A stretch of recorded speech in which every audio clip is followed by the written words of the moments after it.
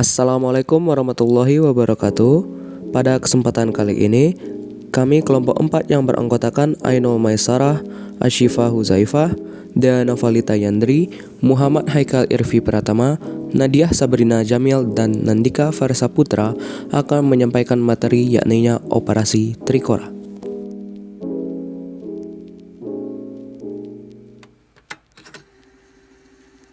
Tentang Trikora. Operasi Trikora atau Trikomando Rakyat adalah operasi militer yang dilancarkan Indonesia untuk melawan pendudukan Belanda di Irian Barat, Papua. Operasi ini dimulai pada bulan Desember 1961 dan berakhir pada bulan Agustus 1962. Operasi ini berakhir dengan pendudukan militer Indonesia terhadap Irian Barat. Isi dan tujuan Trikora. Pagi hari pukul 9 waktu Indonesia Barat, Soekarno menyampaikan tujuan Trikora untuk menggagalkan pembentukan negara boneka oleh Belanda di Papua Barat. Bung Karno juga menegaskan bahwa bendera merah putih harus berkibar di Irian Barat serta digelar mobilisasi umum untuk mengambil kembali Irian Barat dari kuasa Belanda. Adapun isi Trikora seperti yang disuruhkan oleh Bung Karno adalah sebagai berikut. 1. Gagalkan negara boneka Papua. 2. Kibarkan bendera Sangsaka merah putih di Papua. 3. Siapkan diri untuk mobilisasi umum.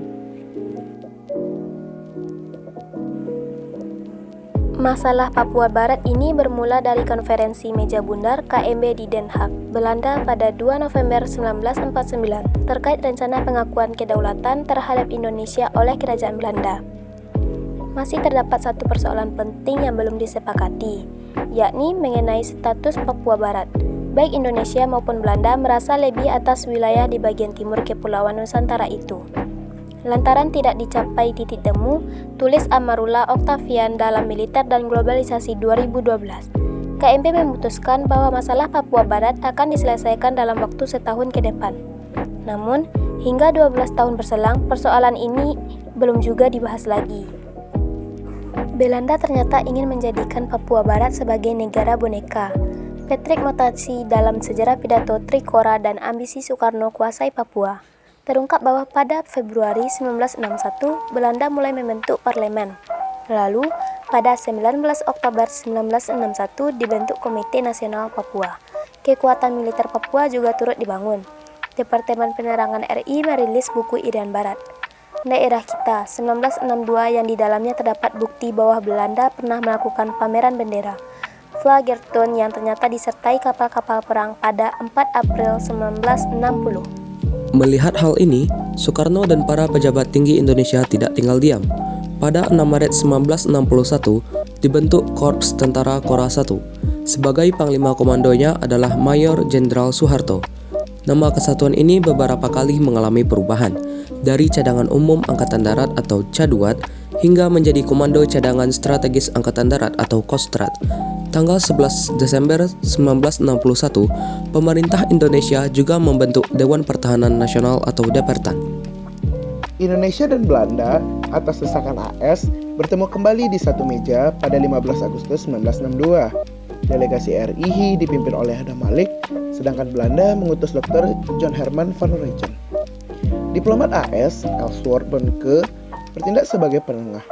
Inti perundingan yang dikenal dengan nama Perjanjian New York ini adalah bahwa Belanda harus menyerahkan Papua Barat kepada Indonesia selambat-lambatnya tanggal 1 Mei 1963. Selama proses pengalihan, wilayah Papua Barat akan dipegang sementara oleh United Nations Temporary Executive Authority atau yang lebih dikenal dengan UNTEA, yang dibentuk oleh Perserikatan Bangsa-Bangsa atau yang lebih kita kenal dengan PBB. Selain itu, Belanda juga harus menarik pasukannya dari Irian Barat.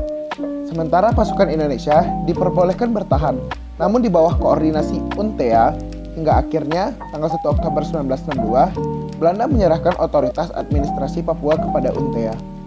Berikutnya, tanggal 31 Desember 1962, bendera Belanda resmi diturunkan dan digantikan bendera merah putih sebagai tanda dimulainya kekuasaan de jure Indonesia atas tanah Papua di bawah pengawasan PBB.